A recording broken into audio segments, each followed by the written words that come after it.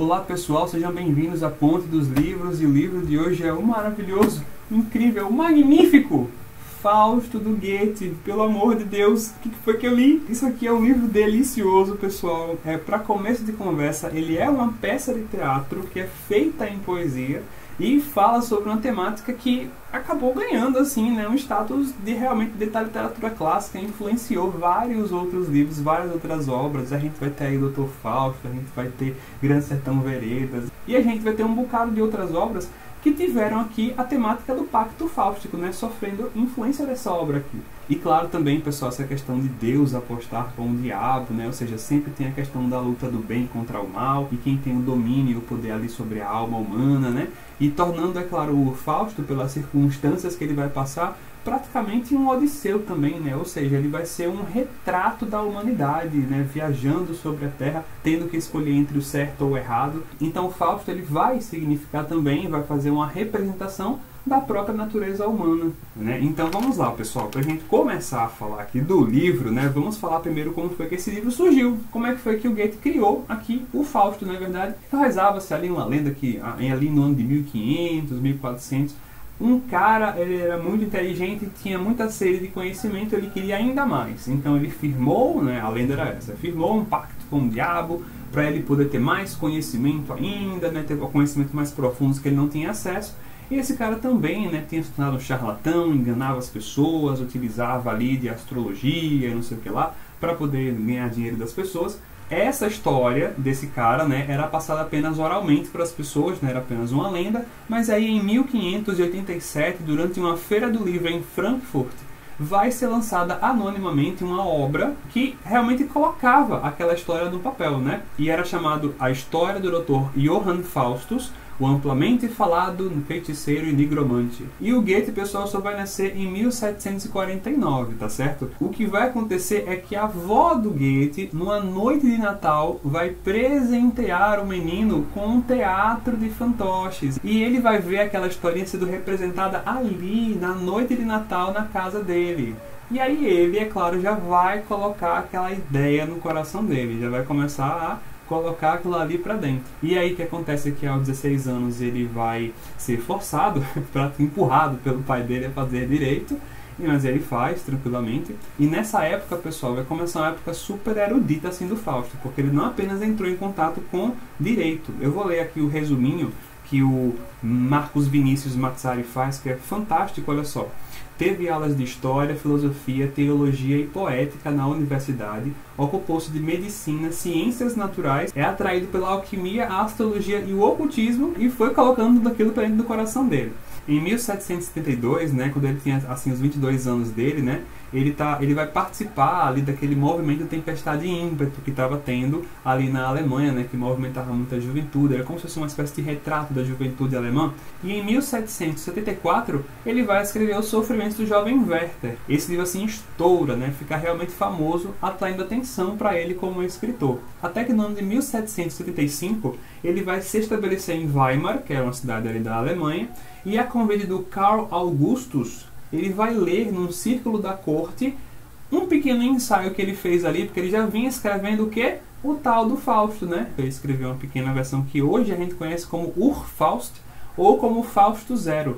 É como se fosse um piloto, sabe? Mas ele foi convidado a ler essa versão que ele tinha escrito do Fausto, que era uma história também já conhecida na época. E o autor ele vai destruir aquilo original, né? Ele não gostou, não estava do gosto dele. E daí por diante o Goethe ele vai continuar construindo esse Fausto que a gente conhece, né? Ele vai partir do zero mais uma vez, mas ele tem uma estrutura na cabeça dele, ele vai começar a escrever, aí tem momentos que ele para, e tem um momento na vida dele que é um momento chave, assim, de virada, sabe?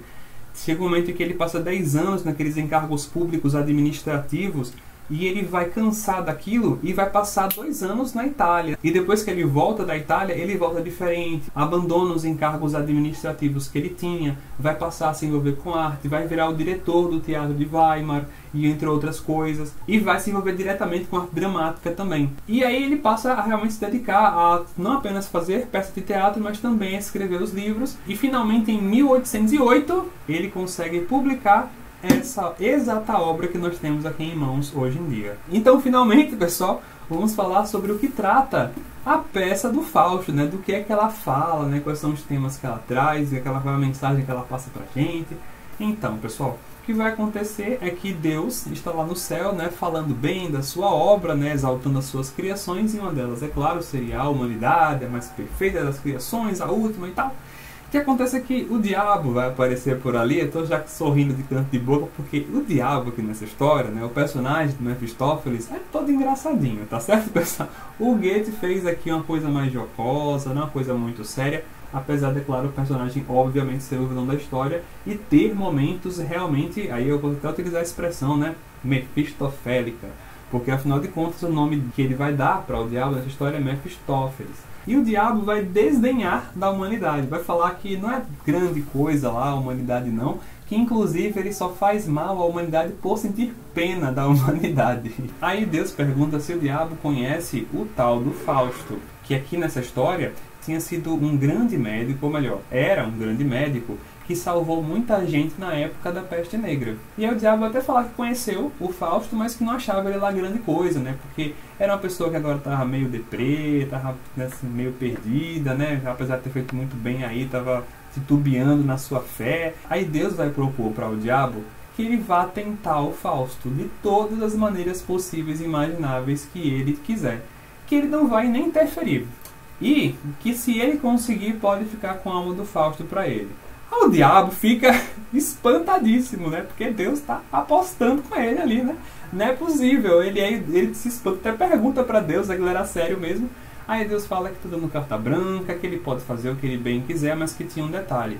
Que o diabo ia se arrepender de fazer isso, porque ele tinha colocado dentro da alma de cada ser humano uma luz que sempre guia o ser humano para o caminho do bem, não importava o que Mefistófeles fizesse. Inclusive fala o Mefistófeles que ele vai se arrepender chorando em lágrimas se ele por acaso tentar o Fausto ali, né? Mas aí o diabo não tem nada a perder de qualquer forma, aceita o desafio do mesmo jeito e depois ele desce para a terra para tentar o Fausto e vai encontrá-lo numa situação realmente aquela que ele tinha descrito para Deus, né?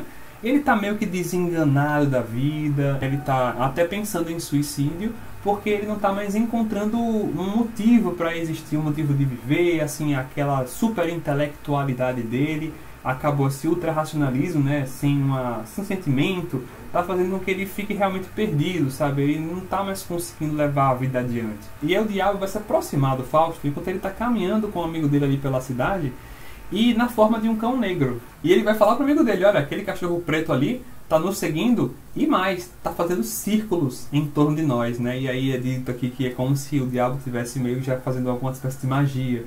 Lá naquela época, o cachorro negro, né, um cachorro preto, era uma das simbologias dos disfarces do diabo, né? Por isso que ele já ficou assim com medo, sabe? O que vai acontecer é que o amigo dele vai acalmá-lo, ele vai se afeiçoar ao cachorro e vai levar o cachorro para dentro de casa. E o que acontece é que o Fausto, porque ele gosta muito de alquimia, né, ele se envolvia também com magia, essas coisas todas, ele vai colocar alguns feitiços de proteção ali na casa dele. E quando ele começa, o Fausto, né, que ele abre a Bíblia na casa dele para ler algumas passagens ali bonitas, o cachorro quer fugir, não quer ficar mais dentro da casa. Mas o que acontece é que tem um símbolo ali mal feito que ele fez na porta, né? Ele acabou desenhando errado, tem uma parte que estava, parece que meio apagada, e não permitia com que o diabo ou o fantasma saíssem da casa dele. Então estava mal feito, né? Deveria permitir que saísse, né? Para serem expulsos. Mas é claro que ele vai se revelar, né? E vai falar por que ele está ali. E vai manipular o Fausto, isso é bem interessante, a propor, o Fausto mesmo, né? Propor para ele um pacto. E é exatamente isso que gera o tema do pacto fáustico. O que é o pacto fáustico? É o pacto com o diabo. Ele vai propor que o diabo faça um pacto com ele, né, para que ele dê para o Fausto alguma coisa que faça ele realmente sentir essa vontade de viver, porque o diabo estava ali prometendo para ele que poderia dar coisas para ele que o satisfizessem, que ia fazer ele realmente feliz. E o Fausto propõe que se por algum acaso ele conseguir, o diabo o satisfizer realmente, chega um momento onde ele fala assim, ó, você é muito fabuloso. Ele teria ganhado essa aposta, né? E aí o diabo fala, tudo bem, não tem problema, mas é o seguinte, se eu te oferecer alguma coisa que faça você realmente se satisfazer, eu aqui sou o teu servidor, você pode pedir o que você quiser e eu vou dar, mas eu ganhando, você quando morrer vai me servir no inferno, tá ok? e o Fausto topa. E assim, pessoal, a gente vai começar a ver o Mefistófeles levando o Fausto pelo pequeno, depois pelo grande mundo. O que é o pequeno mundo? É o mundo dos prazeres fáceis, né? Bebedeira, comida, mulheres e afins. O grande mundo é o mundo do poder, da eminência, da corte, da autoridade. E ele vai levar o Fausto por esses dois mundos para tentar ofertar alguma coisa para o Fausto que realmente faça o Fausto exaltá-lo, assim, ficar realmente satisfeito. E esse é o ponto mais legal aqui dessa história. Porque o diabo, por mais que dê, ele vai dar coisas assim absurdas. Chega um momento que o Mefistófeles vai conseguir, sabe o quê? A Helena de Troia. Nada mais do que a mulher mais bela que já existiu no mundo, na história da humanidade. E outra, ela nem existe, a história é ficcional, é uma personagem da ficção, né? E ele vai trazer ela à vida e aquilo não vai satisfazer o Fausto. Olha só que interessante. Então, assim, essa é a lição da história, né? No fim das contas, Deus estava certíssimo, né? Não tem jeito. Sempre tem aquela luz que fica no coração dos seres humanos que vai fazer com que ele retorne para a divindade, que faz com que ele retorne para Deus, né? Que ele se volte para o bem. Não tem jeito, né? E por isso a história é muito importante, pessoal, porque a gente vai ver um espelhamento da natureza humana dentro dessa obra. A gente vai se ver colocado aqui. Às vezes a gente corre atrás de coisas que são muito pequenas, mas que não vão satisfazer, entendeu? Mas as coisas que realmente preenchem são coisas que não estão nesse plano material, né? É preciso algo mais elevado para satisfazer a alma humana, entendeu? Isso é que é legal de ver aqui na história, é vislumbrar essa evolução que o Fausto faz, de certa forma, porque ele vai abandonando coisas pequenas, pegando as maiores, mas ele também vai se insatisfazendo com elas depois. Então, assim, a gente vai vendo por que essa obra é grandiosa, porque ela traz uma verdade que é muito profunda. Isso que o livro traz não deixou de ser verdade, pelo contrário, né? Isso permanece sendo verdade, então ela continua falando aquela verdade pra gente. Por isso que essa obra aqui é um clássico da literatura, pessoal, né? Que vale a pena ser lido, que vale a pena ser apreciado. E pessoal, eu quero falar com vocês sobre uma personagem que é absurdamente importante aqui nessa obra, que é a coitada da Margarida, que vai acontecer, e ela é uma personagem principal nessa primeira parte aqui da obra. O Mefistófeles é porque o Fausto já é muito velho, né? Ele não tem mais condição de viver aquela questão dos prazeres fáceis, né? Tá em festa e não sei o que lá.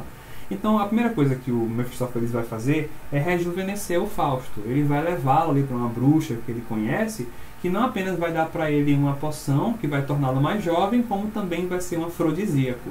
De forma que o Mefistófeles, que o Fausto, ele vai querer uma parceira ali logo, né? E aí, ali mesmo, daquela quarto, daquela bruxa, ele vai fazer aparecer ali no espelho uma imagem, né? Ele vai fazer aparecer a imagem de uma mulher belíssima. E o Fausto vai desejar aquela mulher loucamente, pedindo ela para ele.